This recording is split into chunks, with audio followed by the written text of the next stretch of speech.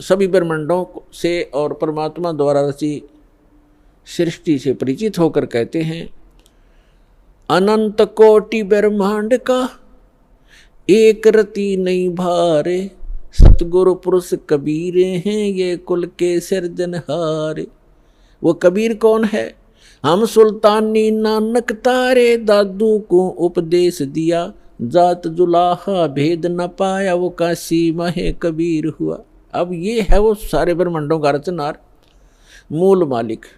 अब हम फिर आते हैं श्रीमद् भगवद गीता अध्याय नंबर 15 के श्लोक 17 पर। उत्तम पुरुष तु अन्य परमात्मा इति उदाहरतः, ये लोकत्रयम् आविश्य विभर्ति अवय ईश्वर। उत्तम पुरुष तो कोई और है, पुरुषोत्तम तो कोई इन दोनों से अलग है, जो 16वें श्लोक में कहा है 15वें अध्याय के श्रीमद् भगवद गीता में। सत्पुरुष और अक्षर पुरुष से अन्य है, वो पुरुषोत्तम कहलाता है और उसको वास्तव में वो परमात्मा कहा जाता है। परमात्मा, परमात्मा माने श्रेष्ठ आत्मा।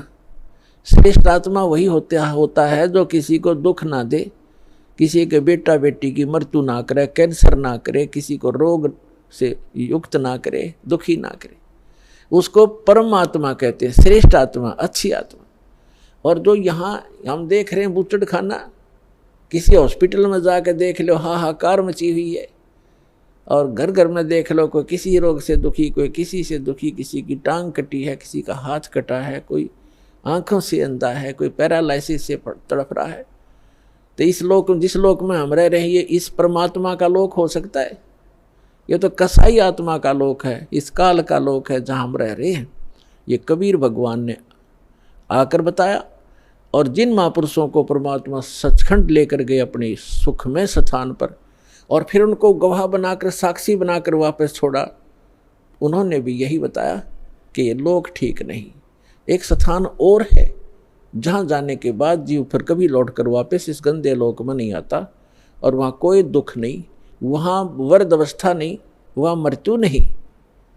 अब गीता, श्रीमद् भगवद गीता अध्याय नंबर 15 के श्लोक नंबर 17 में कहा है कि उत्तम पुरुष तो अन्य परमात्मा इति उदाहरतः, और यह लोकत्रयम् आविश्य विभर्ति अवैश्वर, जो तीनों लोकों में प्रवेश करके वो श्रेष्ठ परमात्मा जो सरपुरुष और अक्षर पुरुष से अन्य है, वो संसार रूपी वृक्ष की मूल है, जड़ है, ऊर्ध्व मूलम अधः शाखम, ऊपर को जो जड़ है वो तो समझो परम अक्षर ब्रह्म है। और यह लोकत्रयम् आविश्य विभर्ति, जो तीनों लोकों में प्रवेश करके सबका धारण पोषण करता है। पूरे पेड़ को मूल से ही परवरिश, आहार मिलता है, मूल से उसकी परवरिश होती है। तो पूरा जो मूल है ऊपर परमात्मा है, जो सतलोक में रहता है, वो अक्षर पुरुष, परम अक्षर पुरुष, वो सारी सृष्टि का रचनहार, सर्व उत्पादक प्रभु, वो कबीर साहब है जो काशी में धानक रूप में आए थे।